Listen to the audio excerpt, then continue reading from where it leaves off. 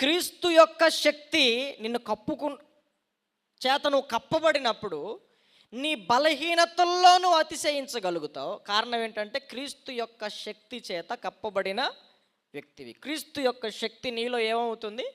పరిపూర్ణం అవుతుంది. అందుకని తర్వాత అంటాడు, విశేషముగా నా బలహీనతలు యందే బహు సంతోషంగా అతిశయపడుదును. 10వ వచనం, నేను ఎప్పుడు బలహీనుడునో అప్పుడే బలవంతుడను గనుక క్రీస్తు నిమిత్తము నాకు కలిగిన బలహీనతలలోను, నిందలలోను, ఇబ్బందులలోను, హింసలలోను, ఉపద్రవములలోను నేను సంతోషించుచున్నాను. దేవునికి మహిమ కలుగునుగాక. హల్లెలూయా. ఒక బలహీనతే కాదు, ఏమున్నాయంట ఆయనకి? అమ్మా, నిందలు, ఇబ్బందులు, హింసలు, ఉపద్రవాలు, వీటన్నిటిలో కూడా అతను సంతోషించగలుగుతున్నాడంటే ప్రభువు చిత్తము వలన ఆయనకు సంభవించిన పరిస్థితులు.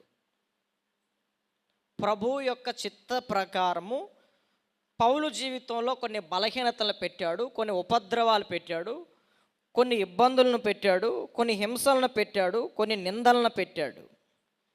వాటన్నిటిలో అతడు సంతోషంగా ఉండటానికి గల కారణం ఏంటంటే ఆయనకు అర్థమైపోయింది. ఫస్ట్లోనే చెప్పాడుగా, నా కృప నీకు చాలును, నీ బలహీనతల యందు నా శక్తి నీలో పరిపూర్ణమవుతుంది, నీ బలహీనతల యందు నా శక్తి నిన్ను కప్పుకుంటుంది, కమ్ముతుంది. కాబట్టి పౌలేమంటున్నాడు, నేను ఎప్పుడు బలహీనున్నో అప్పుడే బలవంతుణ్ణి అని అంటున్నాడు. ఇది ప్రతి విశ్వాసీ జీవితంలో నేర్చుకోవలసినటువంటి వాక్య సత్యం. ప్రతిసారి ఏదన్నా వస్తే చాలు తొలగిపోవాలి తొలగిపోవాలి అనుకుంటాం.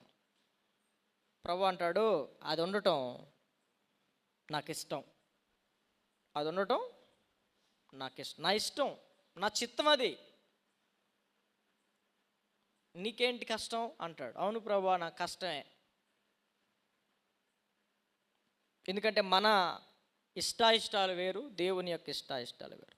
మన తలంపుల వంటివి కాదు. ఎప్పుడు గుర్తుపెట్టుకోండి, యెషయా ప్రవక్త అంటాడు కదా, మీ తలంపుల వంటివి కాదు ఆయన తలంపులు, మీ త్రోవల వంటివి కాదు ఆయన త్రోవలు. భూమికి ఆకాశానికి ఎంత ఎత్తున్నాయో మనకి దేవునికి అంత దూరం ఉంటుంది ఆలోచనల్లో. తూర్పుకి పడమరికి ఎంత దూరమో దేవుని యొక్క ఉద్దేశాలకి మన ఉద్దేశాలకి అంత దూరం ఉంటుంది.